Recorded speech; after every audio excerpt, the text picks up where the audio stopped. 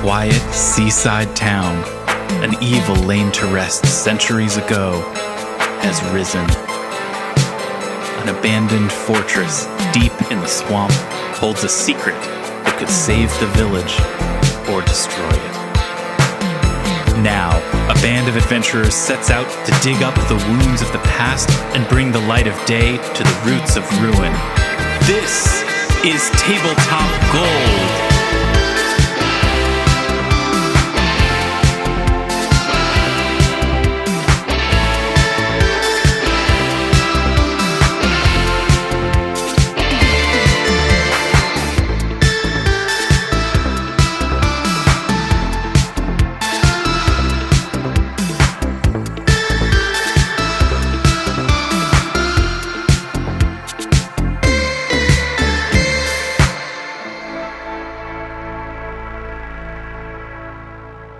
Everyone, and welcome to Tabletop Gold, episode 81. Welcome, all you friends of Hoot, all the Tabletop Gold DX out there.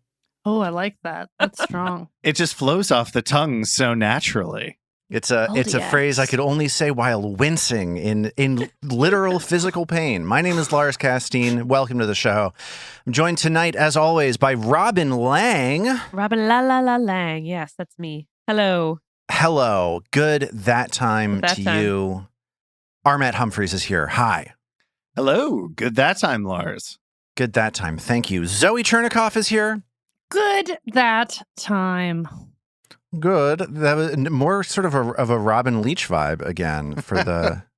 I love it when that comes out. I love that it. Time. If I had a nickel for every time someone had compared us. And David the Tin Man Chernicoff is here as well. The best and largest time in the world. There's the Robin Leach. Beautiful. Bravo.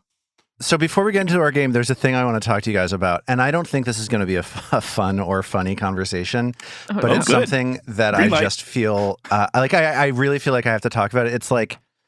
It's something that happened to me today, and it is such a frustrating, annoying, it was such a shocking thing when it happened that I want to share it with you. Did you wear your hat out of the house again? I did. And people were like, why not the Mets? Okay. I have a 3-year-old child, and he is enrolled in a program in New York City that we have here, where there is city-funded, state-funded pre-K programs for 3-year-olds and for 4-year-olds, regularly referred to as 3K for all and pre-K for all for 3 and 4-year-olds. This is something that he goes to every day. And I don't want to sound as though I'm complaining right now. Like I don't actually have a target for the negative thing that I'm about to describe. I'm not trying to do a woe is me thing. I'm not trying to be like, these people are horrible kind of thing. Well, let's be clear. In this day and age, having a small child is impossible. Well, so the base layer. Hold on to that. Okay. So okay. Yeah. Thank you for thematically teeing up what it is that I'm about to get into. I truly don't know what's coming, but it's truth. They use this app to talk to parents, and I got this note today sent on this app with important news ! Uh-oh. With an attached PDF called November.pdf. We're recording this in November, guys. Spoiler. Barely, but it's true. Dear families, we are writing with unfortunate news to share that our program is being temporarily closed. What? No. Yesterday, a student from one building remained in another building after outdoor play instead of returning to the classroom. So the people running the school lost track of a kid for a moment, and the Department of Education stepped in and shut it down. Stop. Shut the program at the school down. They were still in the general area. Because a kid was a kid and did something dumb. Who knows? Who knows? There's all this detail after this of doing sort of what it is that we're doing right now. Of look, they weren't really that lost, but we did have to contact the Department of Education, and they shut it down. So I had to go and pick my son up from school today at 1 p.m. and I don't have a school to bring him to tomorrow. or the day after, or the day after. And then you're Or at the day holidays. after. And so, Oh, hello no. 2023. Maybe there'll be school then. Well, luckily it's slated to be a pretty chill, regular couple of weeks in your household, right? Like Yeah. nothing major. Exactly this sort of interval where you can absorb an unexpected shock. Yeah. So I guess this is the podcast where I also mention that my wife is due to have a child at the end of December. Another one, not the Another same one. Not the same one. She's not doing a repeat. It's not like renewing your vows. Yeah. And you don't want to lose track of a kid because apparently that can have very dire consequences gosh. just immediately. The Department of Ed you will just shut you don't guys want down. to mention it to the DOE. You don't want to really. admit it. That's exactly. Obviously it's much better for children to have nowhere to go during the day than to, I don't know, come up with some in between measures to Can we get a ensure symbolic head count? firing and just keep it moving? Yeah. Word. I think that's essentially what it's going to probably be. It's just that takes days because you Or probably have to weeks. schedule a walk or weeks. I don't know. Like the people. So the first time I read this, like when I read this to you just now, I saw the word temporarily in that sentence for the first time. When I read it today over and over and over again, No, right. I It's just like a saw the black phrase, wall we are of closed. doom. It is Yeah. closed. You It's done. only saw the word closed getting larger and larger and larger until it became a chasm into which you fell.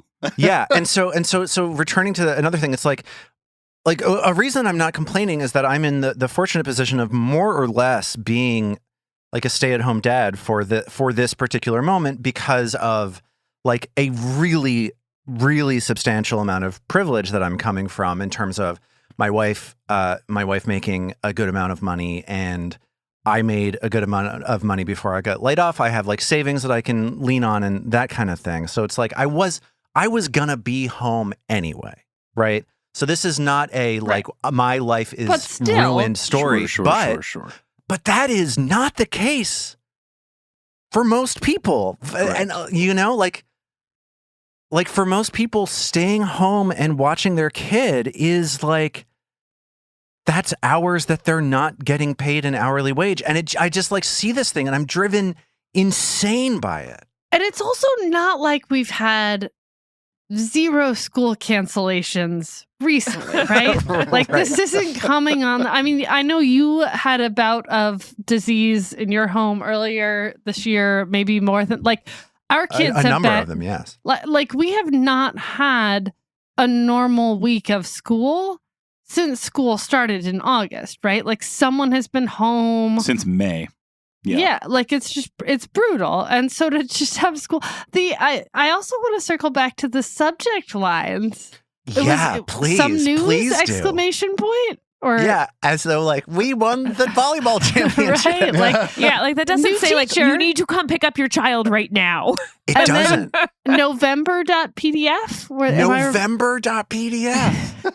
That's not informative enough. So what that tells me is that November.pdf, that was made for a point in time. Yes. So what that suggests to me is that they make in advance a PDF notice informing everyone that the program has been dismantled. Yeah. And they have one on file for each month of the year, just ready to go for when the time comes. You just hit new message, all recipients.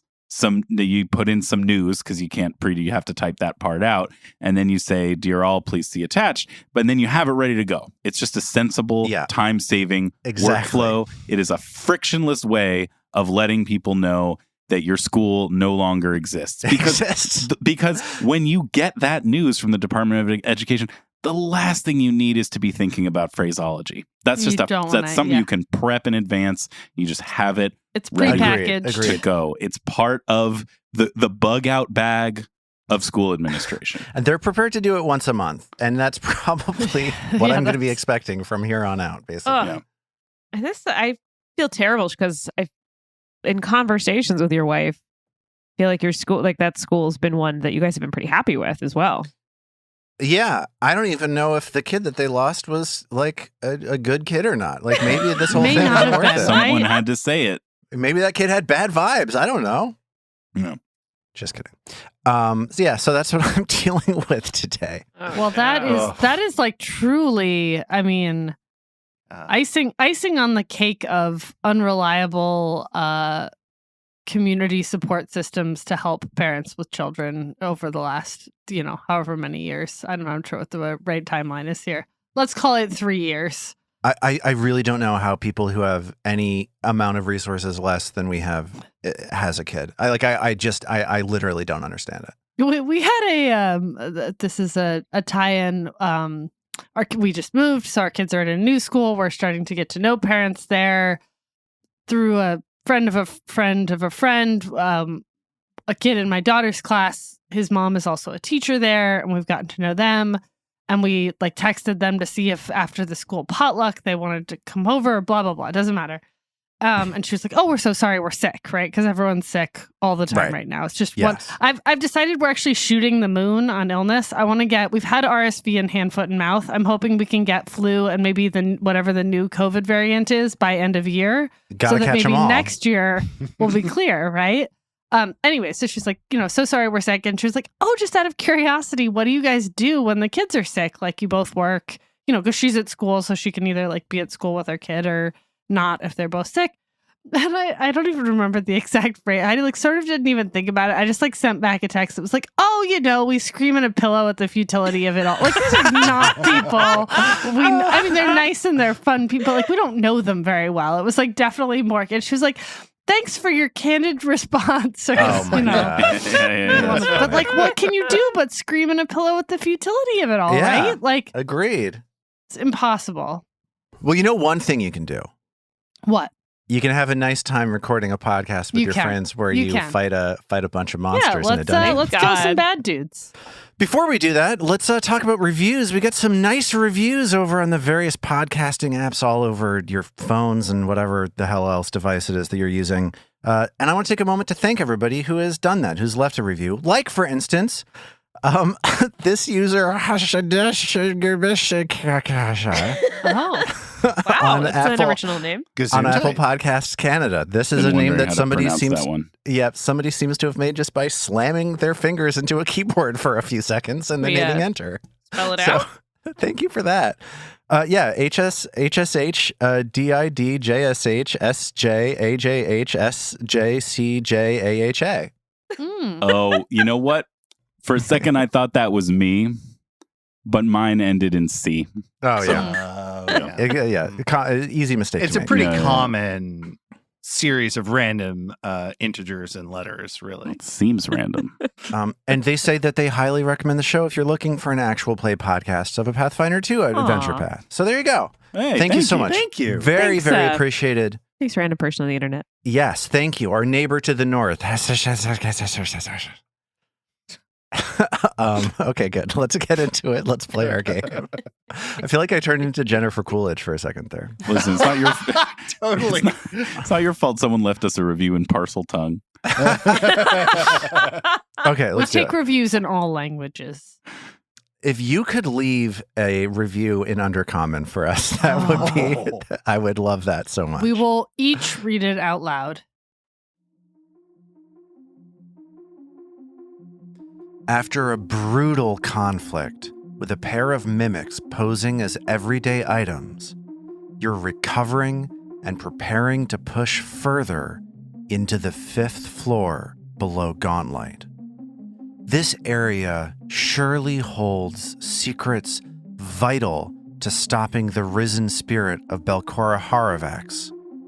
But first, you'll have to contend with the ancient gouge-covered halls and the scavengers, aberrations, and flesh-warped nightmare creatures dwelling within. So here's the scene. You're in this square-ish room with a door to the north that used to be a mimic that is currently a dead mimic. There's a door to the south. There are 2 pits with ladders extending down to a level below you. And the most important detail is perhaps that Mag currently has an unconscious mimic tendrils hanging slack, like a long sheet of hair fresh out of the shower, Ooh. but adhesive to Mag's upper back and head. So you said that was the most important detail? Because in my mind, the most important detail is the discarded tooth from Ao's awesome crit earlier. Yes, Which true. she, ignoring Mag's plight, rushes over and she's like, oh, let's see what we got here. I don't think I have one of these. This is fucking awesome. I would really have to imagine that a mimic tooth has to be among the best teeth Right? that exist in this setting. In my mind, every adventurer sees this creature at one point or another. It's a rite of passage, I think, to see these teeth, so to extract one of them feels like a particularly important moment. In my mind, it's also maybe like a Rorschach test, like because it's a mimic, like to different people, the tooth looks like different things. That's so cool. I love that. So what does it look like to Ao? Oh, good question. Oh. It's a cloud. It's a cloud. It's a cloud. It's a cloud. It's a cloud. Does this look like a... Hey, Mag, does this look like a cloud to you? It's a cloud, right? And she's like sort of, drifting it back and forth. It looks to me like an unidentifiable threat. Trill, is this an unidentifiable threat or a cloud? Don't say both, because that's a bogus answer. I mean, if it's Pick a side. unidentifiable, maybe I can use oddity identification on it. There will be time for oddity identification. What does it look like to you, Trill? Popcorn. Okay, so a cloud. Vadim, what is this? We've got 2 for cloud and 1 for a threat. I get some sort of sea creature, I think. Something you might, like a white whale that you would devote yourself, say something like, from hell's heart I stab at thee. I don't know, just something, that's the vibe I'm getting. Well, that sounds very much like a second vote for threat. And Ao looks at the tooth and she goes, I'm going to call it Ishmael. She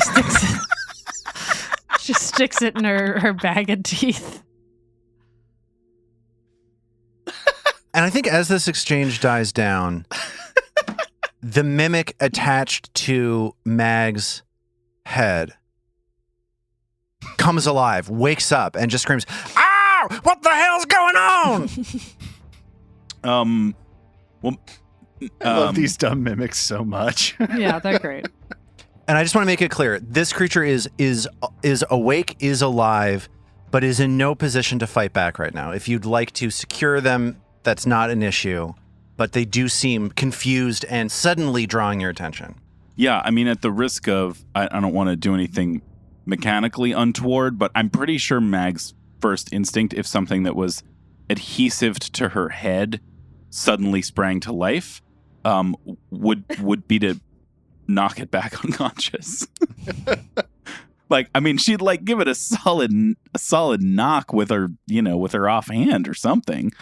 And in doing that, it falls unconscious once more, and Mag's hand is stuck basically to her own head. As she again gets adhesived by this creature as she attempts to knock it out one more time. Mag, look, you're a little teapot.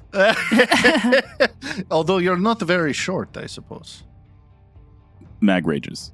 This is fair and just. Very, very, very briefly, but she kind of can't help herself because this is too much. Mag does not like being sticky in the best of circumstances. No one does.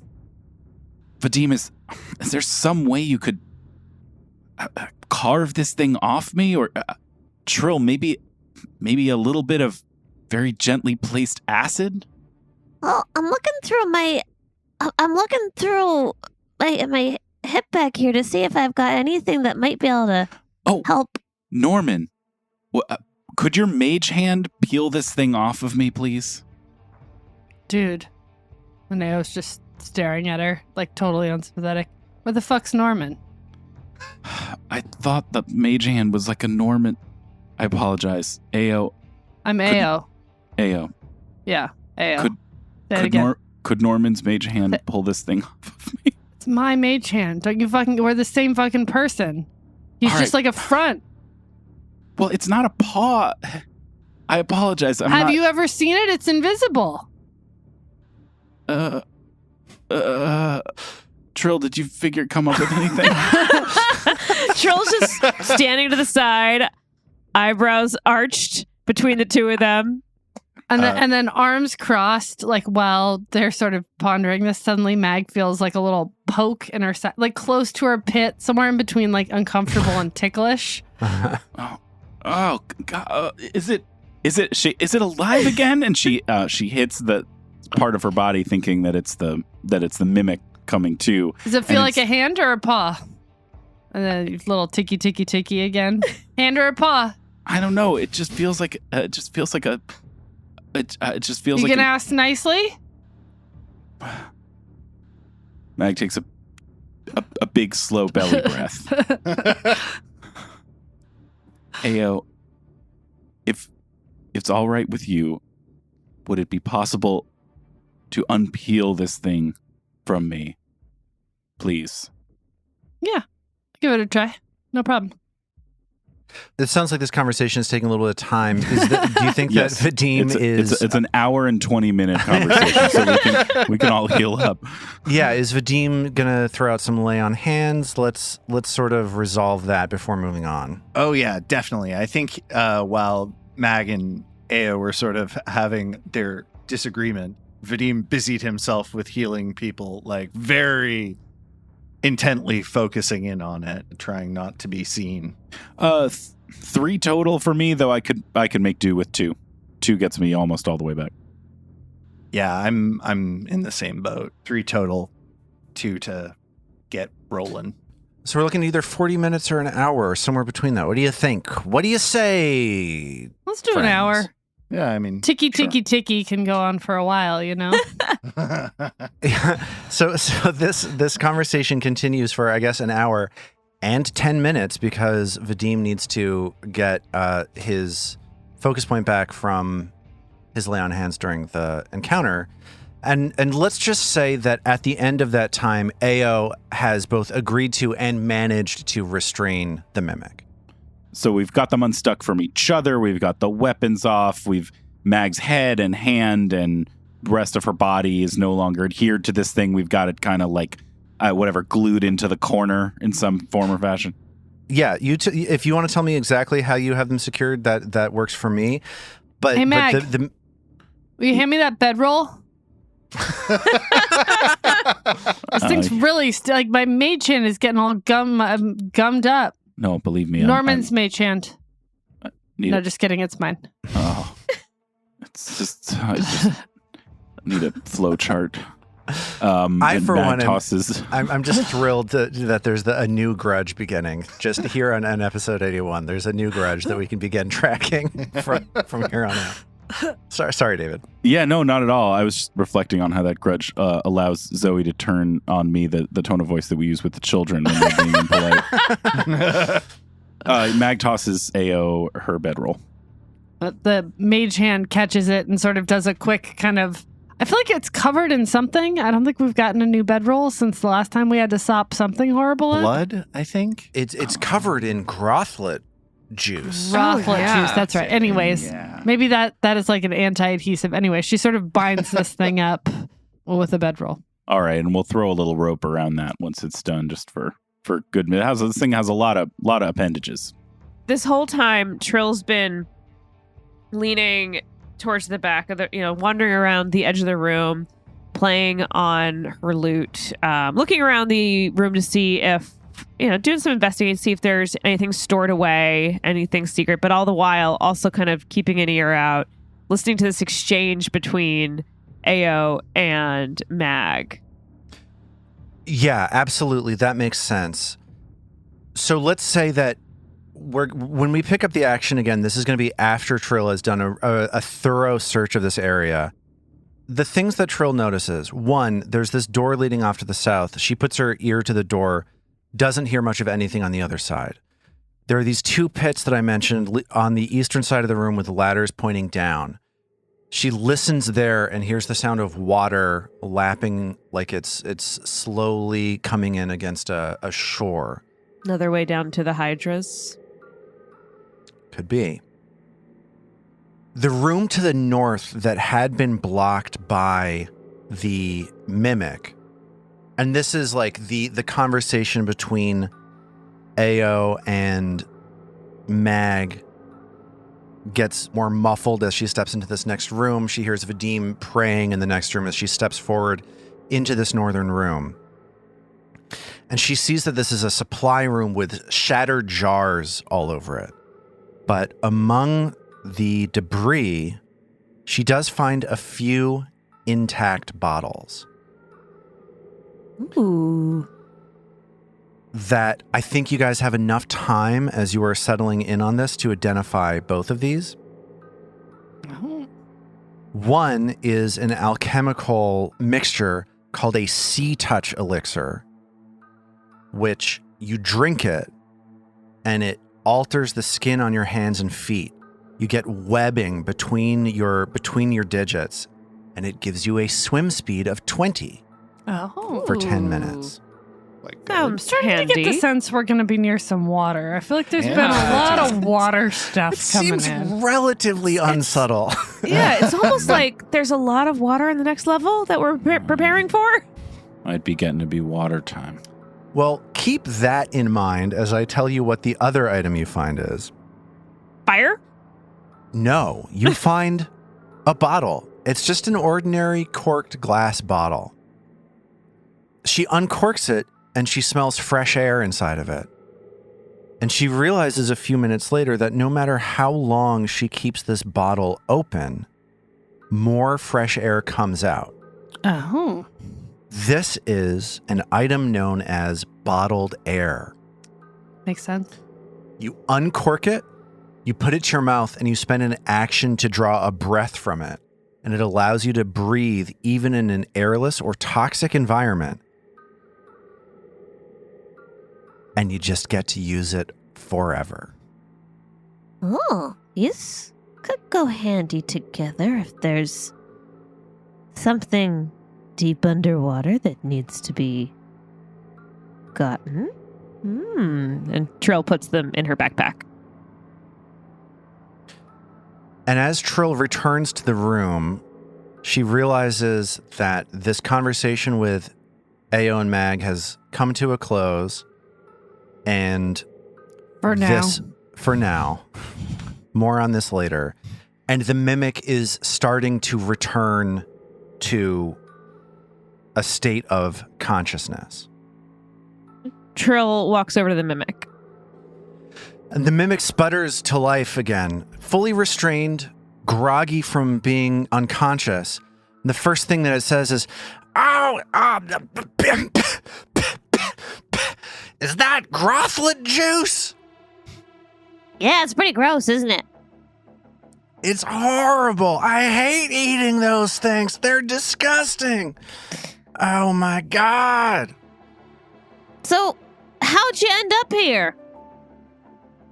I don't know why Trill's suddenly putting on a accent. She's same code accent. switching. It happens. Yeah, she's trying to use a little diplomacy to engender some affinity. And she says, "Well, why don't you bring those arms a little closer to me and let me take a little taste, then I'll tell you." No, I think we've got just enough space as we have right now. Well, okay, fine. I suppose I'll talk to you anyway. I don't really have many options to talk to you or to do anything other than talk to you. No, you don't. Damn it! I told Dora that this was not a great place for us to go hunting. Dora. A good name for a door. Yeah, well, we got along pretty well. We could share things, which is kind of rare. Not a lot of my friends are that interested in sharing things to eat. So, your name was Mindy, right? Yeah, that's right. Yeah. How'd you know? Oh, I guess she said, yes, absolutely. Are you sure that could you just get a little bit closer to me? Just let me have a little bit just give me a little bit of a taste of you, please. Absolutely not. Absolutely not. Oh, come on. It hurts so much what you did to me. If I just could have a little bit of a bite, that would really straighten my mood out. Hey, Mag. Ale whispers. What kind of herbs you got in there? Anything gross we can feed her? I don't want... No more gross things. That broth that you... Sorry, I meant yummy. I meant, Mag, any more gross yummy things? And Ao's winking, super obviously. Most of what I have in here tastes wretched. So, Mindy, how did you and Dora end up down here?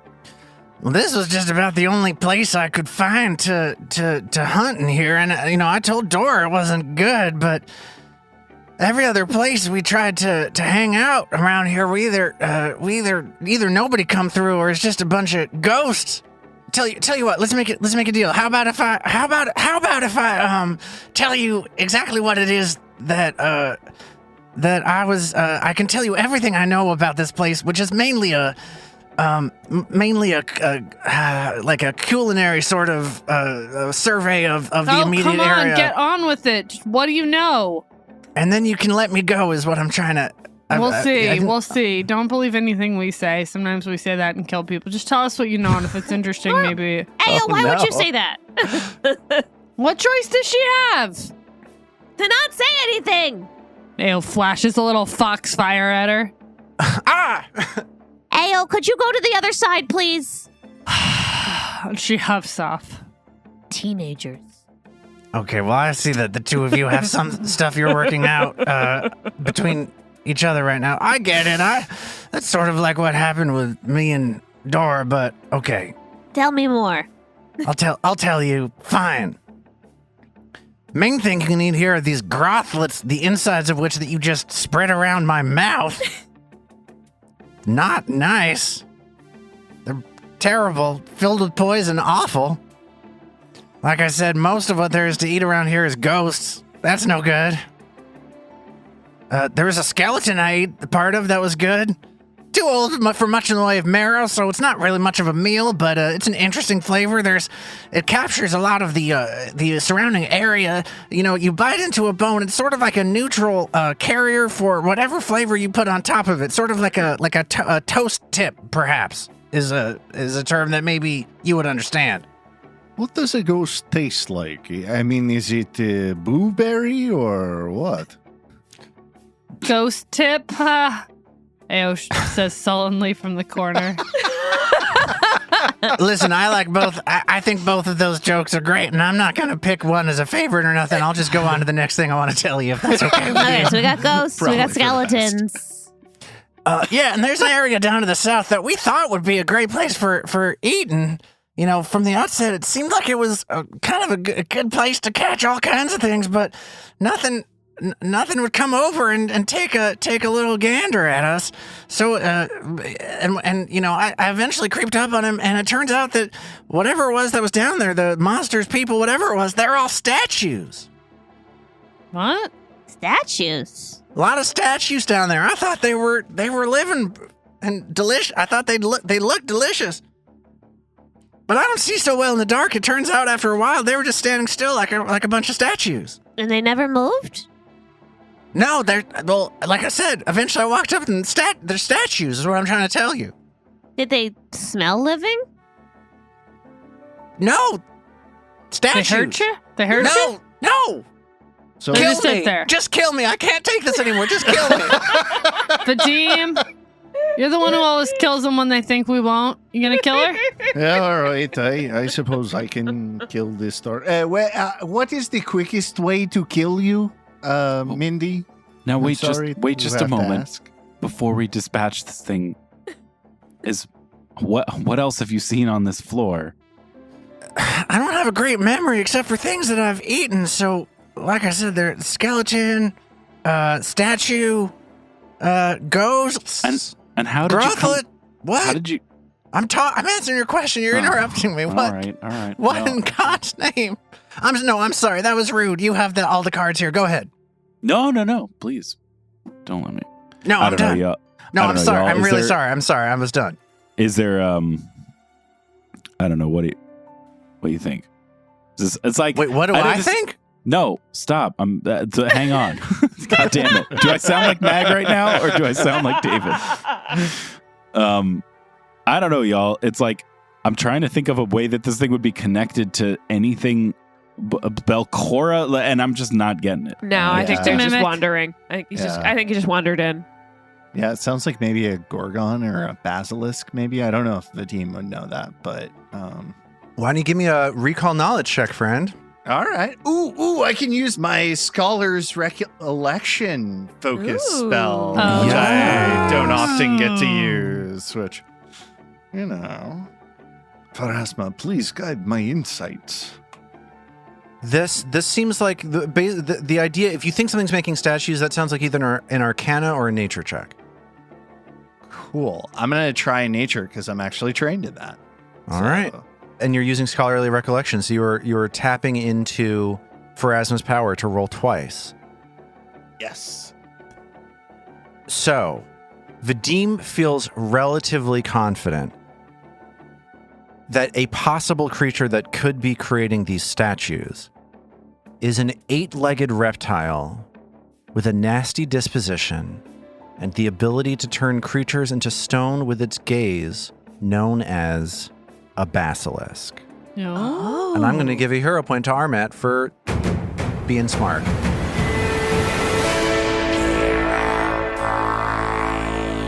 Well, I've been waiting for you to drop the basilisk.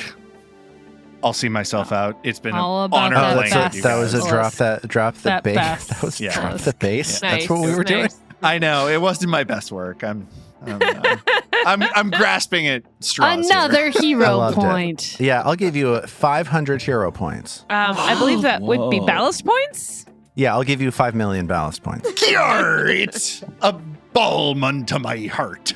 But it seems believable to Vadim that there could be a basilisk somewhere on this floor.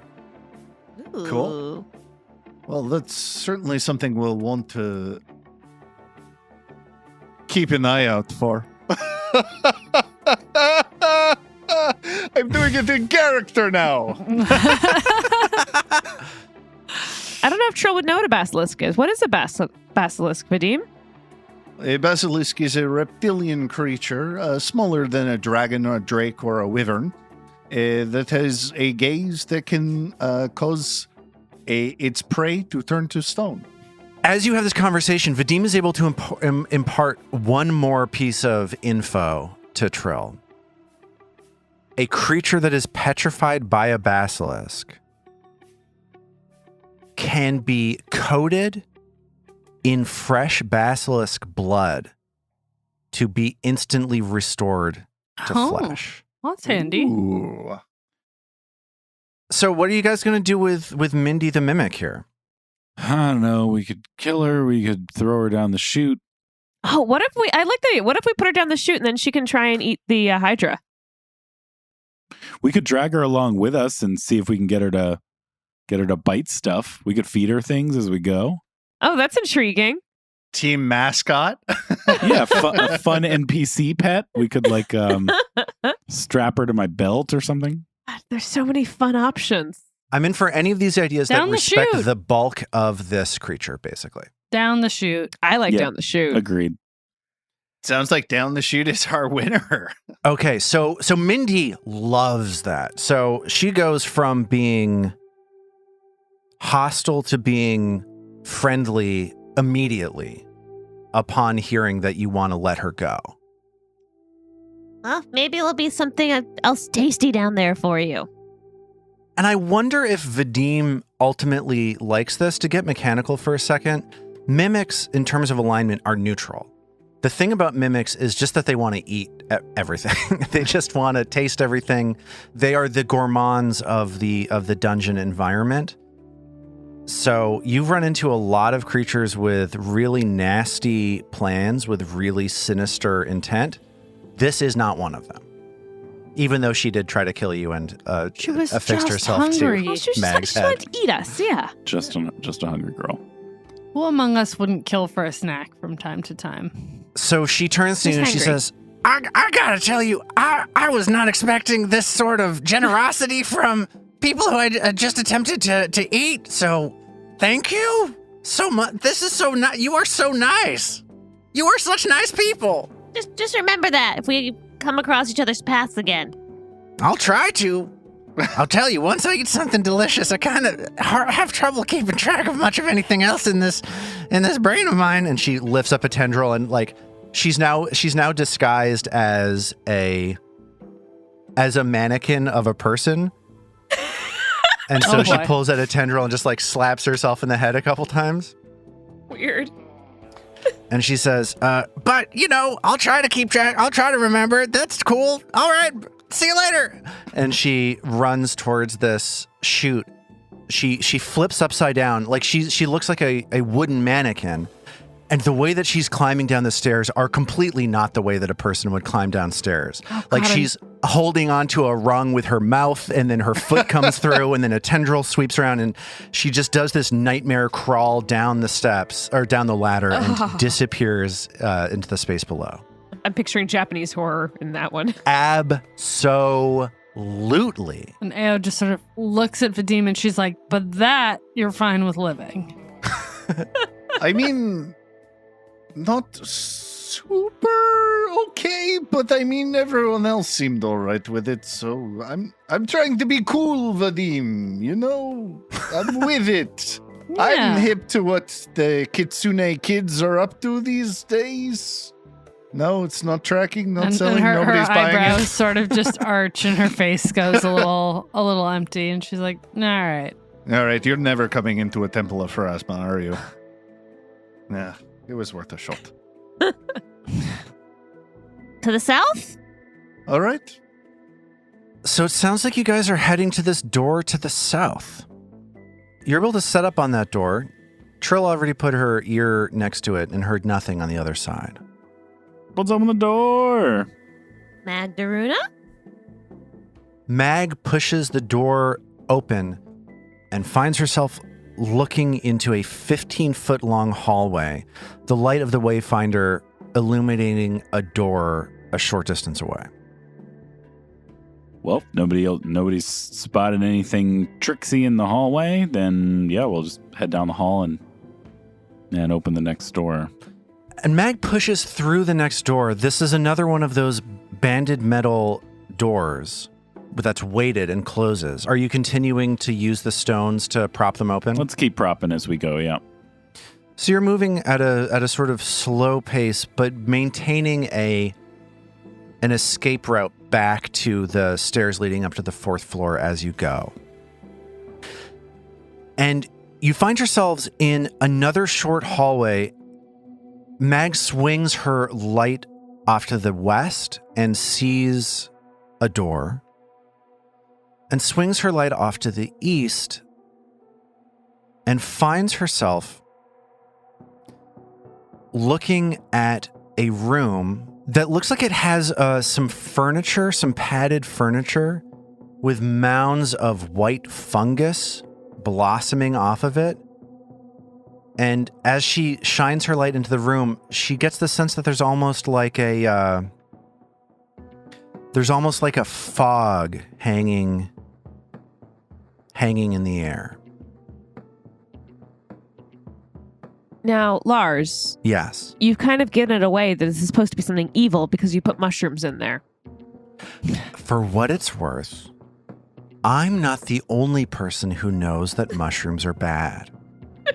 Vanessa Hoskins, the author of this adventure that we're playing through right now. The question you want to ask yourself if you're really committed to metagaming this is, does Vanessa know that mushrooms are bad too? Vanessa! Vanessa. I think Mag would proceed east toward the open area and try to sort of like peek around the corner and get a little more of a visual on what's happening over there. So Mag cranes her head into the room. She looks to the north and sees a padded armchair and then a small couch to the north. Aside from that, she sees a passage leading off to the south towards another door. I think Mag would step up toward the furniture cautiously, like doesn't want to inhale anything noxious. She grabs her cloak and holds a little bit of her cloak over her mouth as she steps forward toward this moldering stuff. So she takes a hand off her weapon to do so, and wants to get a little bit of a closer look at this furniture and what's happening to it as because it's like molding, right? It's like aging. Yes, it is. The organic matter in this furniture has been colonized by some kind of fungus. Yeah, so we want to try to look at it without getting close enough to sort of touch it, activate it, alert it. Sure. So Mag finds some rare silver pieces in here, each of which looks like it would sell to a collector for substantially more than a piece of silver. Two silver. For 4 gold, each of these silver pieces look like they're worth. All right. Cool.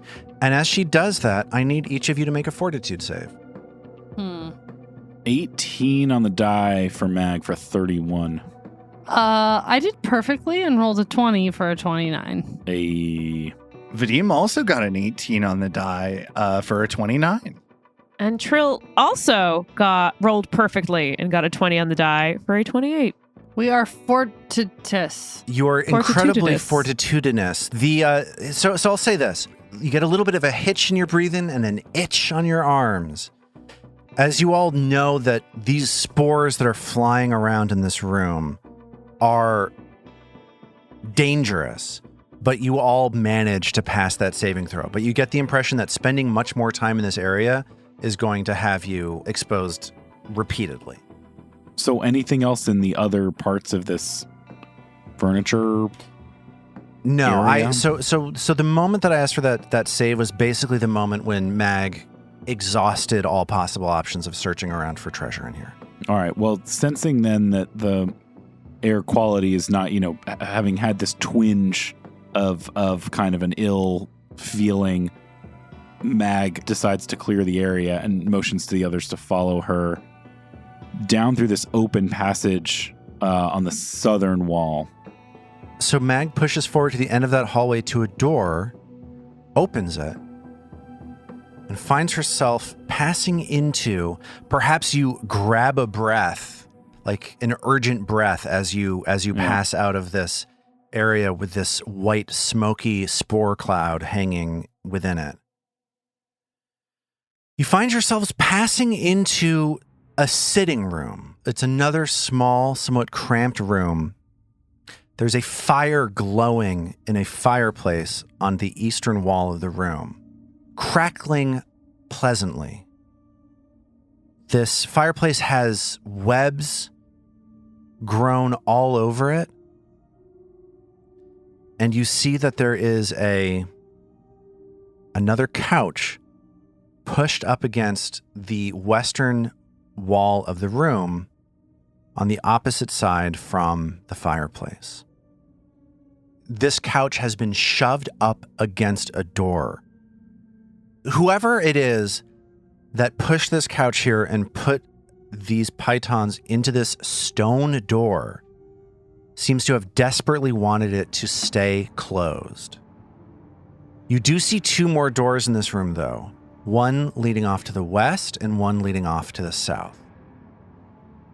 Trill casts detect magic on that fire. Yeah. Ooh. Trill definitely detects magic on the fire.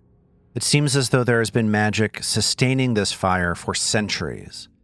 As Trill takes a closer look, she sees that there are typical, harmless spiders that have filled it with webs over the years because the light must attract insects. Is there any heat coming off of the fire?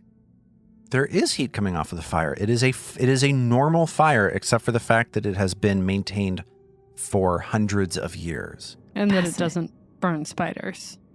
The spiders, There is a 5-foot-tall conical mound of dead spiders inside of the Okay. inside of the fireplace. Well, now we're getting to the real stuff. It's Right. You asked the correct question. It's Shelob that's being kept out, as a matter of fact. That's right. so this magic sounds kind of similar to ever-burning torch. Yeah, except I maybe I'm wrong. I think ever-burning torches are heatless. That's not the situation. Yeah. I see. But absolutely similar. Similar Totally, vibe. absolutely. Fascinating. This has been here for a very long time. Is there a body anywhere in here? Did someone die in here? There's all those spiders. Yeah, aside from the billions of dead spiders, you don't see any particular corpses. It seems as though this is some sort of an antechamber, an entranceway into another room similar to this sitting room that you were seeing before that just happened to have a fire in it to make guests comfortable. For some reason, the cot seemed to me like someone was trying to camp out in here between the cot and the fire. Yeah, so that couch that you're looking at perhaps was dragged in here from another place because it is not set up as though it is for somebody to sit on. It is shoved up against the door like a barricade. If I can complain about things for a second, this adventure path insists on using the word divan to describe love seats, couches, sofas, etc. Every single time over the course of these episodes, I have said the word couch. It has been me transliterating the word divan because I don't know how to pronounce that word correctly. You are pronouncing it correctly. Is it divan? It's divan. Is it divan? I don't know. I believe you've been absolutely correct, Lars. Yeah, you got it. Okay. It's devane. Like with a shrimp? Yeah, like what do you do to a Ignore shrimp? them. I think you could I'm- say divan It's divan. also, but divan is the main one. Can't you I've also just say never divan? heard that word No? aside from in Adventure Path books, basically. My grandma called sofas Davenports. Ooh. A Davenport's a very specific kind of sofa. I'm going to start saying what's- Davenport from here on out. Right? Divan is now becoming Davenport. There is a Davenport shoved against the door as though it is a barricade. So you're here in this room with this fireplace and these 3 doors. What are you going to do? Ao does a quick check for treasures and the like. You've been searching around the room this entire time and you haven't seen anything of much interest. While hissing to everyone, obviously we go clockwise to the south. Mag, I suppose, sizes up the piece of furniture that's been... The Davenport? Mag sizes up the Davenport that's been crammed against this door as apparently a barricade. I don't know. I guess, Lars, is there anything to be gleaned from maybe survival? So Mag takes a closer look at that barricaded door and she learns a couple things. This looks like it has been barricaded shut for a very, very long time. These cobwebs are growing over this Davenport. And these pythons seem like they have been put in very deliberately. Yeah. The main thing that Mag draws from looking at this is that this door is hard stone. Yeah. Trill, detecting magic around this room, also gets the sense that there is a magical enhancement on this door to make it particularly difficult to smash through. And Mag, the main thing you take away from this, like Mag sizing this up, perhaps some of Mag's crafting knowledge comes to bear in this circumstance. Yeah. Mag doesn't feel like this is a door she would be able to force open without a crowbar or some kind of similar tool. Yeah. So all of this adds up for Mag to there's a better than average chance that behind this door, either the basilisk is in whatever room is behind this door or this door, is on the path that leads to it. We've had all of these reinforced doors that we've been propping as we go along, but now we've got one that is impenetrable by like normal physical means, magically enhanced, and someone has thrown a freaking couch in front of. So there's something bad Settee. behind there. And Shades. it's extra stony, right? So like this has basilisk written all over it. And I think, as in past similar moments, Mag's instinct would not be would be to go after the big known, like once they know what it is, after some prep, just like we did with the River Drake, just like we did with there was one other before where we returned for some, I guess the tattoo fella, the shadow, the butler. Yes, Yeah. the shadow butler, exactly. Yeah. The Natalie So- dressed butler. So I don't think she would go. Exactly. She would be more inclined to take a walk back to town to talk it over, do a little strategizing, get some basilisk unfriendly supplies in town, that kind of thing. And I should also mention, you guys don't have a crowbar. Like you We don't do have a the- mage hand. and the mage hand is not going to get it done. Mage hand is able to pick up 5 pounds worth of stuff. Mag's arm is able to do more than that mage hand is, and Mag looks at this door and knows that she needs a prying tool to get in there. Okay. And even then, it's going to be hard and it's going to take time. Okay. Well, that settles. So, Mag, behind this door, if there's anything we've seen so far that seems like where a basilisk would lurk, it's behind this reinforced door. We'll have to go back to town for supplies and perhaps for preparation. And with that, Mag walks down to the southernmost door, as Ao has indicated, and opens it up. That door opens up into a large hall. The light of the Wayfinder illuminates what looks like some kind of a former dining hall or drinking hall or some sort of social gathering place. There are overturned tables and benches, all made of petrified wood, that lie scattered around the edges of this expansive chamber. Pale bones are interspersed with these furnishings. Several preserved monster heads and silver plaques adorn the walls as you sweep your light around the room. And there is a glowing circle of runes etched on the floor of an alcove to the east. And just to make it clear, when you have seen runes previously, they have not been glowing. Until, of course, you activated them 4 times like happened off camera. So this is an active one of those portals, but at least visually appears to be an active one of those portals. I'm not sure we've seen one either in a room this size. They've tended to have their own little kind of elevator-sized chambers, like they've been in their own little circular space. And this one appears to just be like right out in the open in the middle of this large cavernous space. All right, well, Mag steps inside gingerly and tries to take a look around the corner to see if there's anything or anyone else in here. I don't think she's trying to move entirely undetected, but certainly circumspect. How'd the wood get petrified?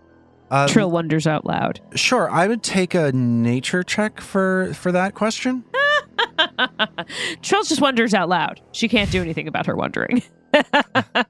I'll do a nature check. Yeah. Okay, so Trill and Vadim both take a look at this wood to consider how petrification happens. And both Trill and Vadim get the sense that that's something that time does. Okay. You're so Great. pleased with yourself. Fantastic. Fantastic. You asshole. Yeah, I was good wondering times. about that too, though, Robin. I For love sure. that. Oh, I love that. The looking around the room, though, as you contend with this petrified wood, you notice that these creatures on display seem to include a basilisk, a chimera, and 3 manticores. On the ground? No, these preserved heads up on the Oh. walls like trophies. Oh, wow. Oh. Hey, go look at those teeth. And I was running a finger along, seeing if any are loose. Oh, absolutely. The moment Ao's hand brushes against the mouth of like this manticore, it's like it disintegrates in her hands. The tooth comes loose perfectly. And Ao looks down at the plaque below the manticore head and sees a date written on it, 37 AR, which is a date that is roughly 470-ish years ago. Wow. Dang. And you see that there's a hallway stretching off to the south, a wide hallway, and there are a number of doors on the western part of this former mead hall. What do you guys think is going on here? I'm not sure. It feels to me like a hunting lodge or like a barracks or a common space for a group of marshals of some kind. Like we've got like wooden furniture. It looks like big benches and tables where I'm hearing mead hall. We've got trophy heads up on the wall. I'm getting sort of like, rough and tumble fighters gathering in this area. Either to relax or to get orders, or both. Like I'm getting a sort of group meeting space vibe. Kind of like fraternal order. Yeah. Totally. Yeah. And if we're trying to think about kind of the purpose of this whole floor, I feel like there's been weapon rooms and there's like the pit room with the fighting. It seems like everything on this floor so far is based around, I don't know if it's Belcora's army or some sort, or gladiators, but certainly fighters. Yeah, gladiators were gonna be my guess. I think you're right on the money there, Robin.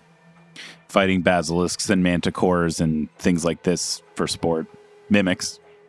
Vadim notices that there's a larger plaque on one of the walls near this teleportation room. He'll go up and read it. And it spells out very clearly that there are victors, there are challengers, and then various winners of gladiatorial combat are inscribed on these plaques all over the walls. And as Vadim takes a look at that, he hears a rattling sound behind him. The bones scattered all over the floor. They look like bones potentially of gladiators.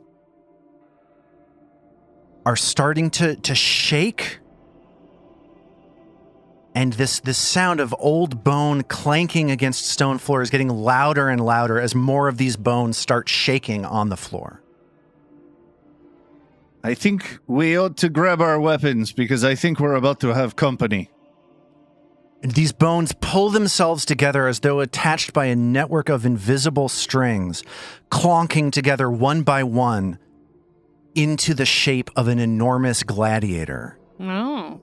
This now 15-foot tall skeletal gladiator raises both hands up in the air and tilts its head back, silently screaming as it perhaps instinctively prepares for arena combat. And with that,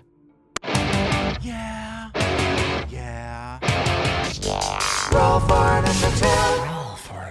It's time to roll for Ding Dong Initiative. Yeah, baby! That got me excited. Oh my gosh, this guy's big. This is like, I have a feeling this is like that Minotaur, but on acid. He is on acid.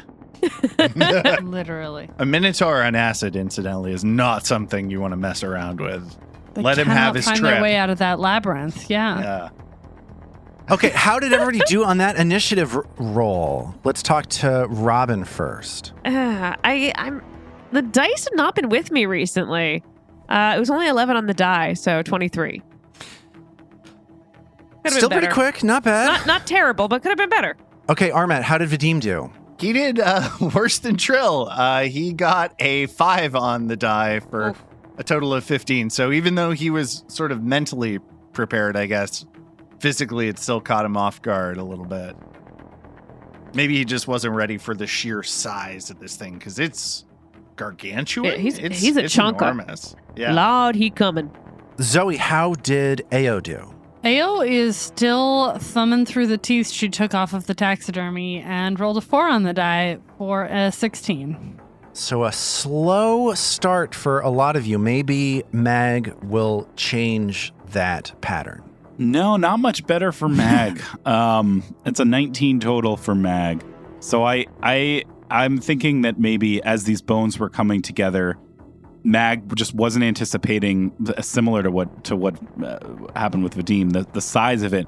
Maybe kept thinking that smaller collections of these bones that's it, and was kind of squaring up to different parts of the room in turn, and is just a little slow to react once the whole thing is assembled. Yes, that makes sense. Mag is having some trouble. This creature is known as a bone gladiator, raises up to its full height of 15 feet, and is able to start acting first. But there are a couple things I want to mention. One, this artwork that shows the bodies of all of these different gladiators that lived here compiled into one hulking humanoid creature. Pelvis made of skulls. There's so many skulls in its pelvis. Pelvis made of skulls. A beard made out of femurs. Yeah. Yeah, true. This thing is cool. That's some great art. Great art. It just happens that the way my screen is lined up, when you made the giant art appear, the tiny, tiny little zoomed out figurine of Trill appears just underneath that pelvic floor, like a teeny little purple micro penis. Okay. It's delightful. Delightful. It's nice to have the title of the episode out of the way. Trill's a tiny micro penis. The first thing this bone gladiator is going to do is stride forwards towards Trill. Oh, no. With a terrifying charge. Oh, no. Reaching its, almost in slow motion, hefting this enormous bone arm up in the air, and then swinging it aggressively forward towards this 2.5 foot gnome. Oh, no. Oh, man. 7 on the die. That's a 25 to hit. Yikes. That does hit. Ooh, do I glimpse this? Or do I save it? See what the damage looks like. This is going to be 26 points of damage as Trill gets the sense that the momentum of this charge towards her puts a little more spice on this particular taco coming straight towards her. Pump out. Yeah, I'm going to glimpse this, please. Yeah, because that is half my damage, half my health. That's a lot of Trill right there. That's a healthy chunk right there. Well, Yeah. unfortunately, Armat, Trill is 20 feet away from you. No! Matt, there's a hero point card for this right now. Let's call it up. That's amazing. Good catch, David. Mike from Chicago. Mike from Chicago. Mike from Chicago. To the rescue!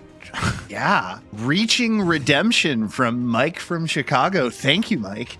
And the trigger is an enemy would trigger Vadim's Glimpse of Redemption if it had an unlimited range. And the effect is, today, Pharasma's power knows no limits. Vadim can use Glimpse of Redemption even if he is more than 15 feet away from the triggering enemy and / or his damaged ally. And I am...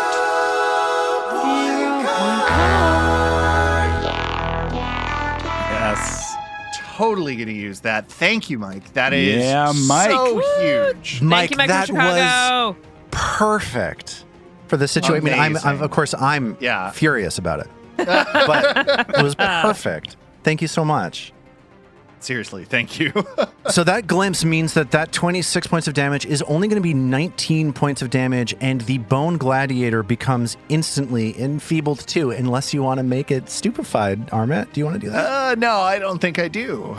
So you said 19 points of damage? 19 points of damage, and as this creature barrels towards Trill, soundlessly screaming in her face, it also makes an attempt to demoralize her. Good So luck here with that. is an intimidation check versus Trill's will DC. Oh, no. Oh, jeez. I rolled a 20 on the die. Oh, no. That's good Meaning- for you. meaning that Trill immediately becomes frightened too. She's feeling a little nervous and everything's out of tune and out of harmony. So as she fumbles with the loot, she maybe looks down on it and then looks up for a second and sees the other arm coming straight Oh, towards come her. on. Oh no. Wow. So I rolled a 21 on that attack. So because she's frightened too, which brings down her armor class by 2, that hits. If she hadn't been frightened too, that would have been fine. That would have missed. Trill takes 18 more points of slashing damage as these sharpened bones swiftly cut into her twice. It's a lot. That's a lot. Not what you That's a want. lot. Yeah. And we'll pick up from there Oh. next time. Oh no.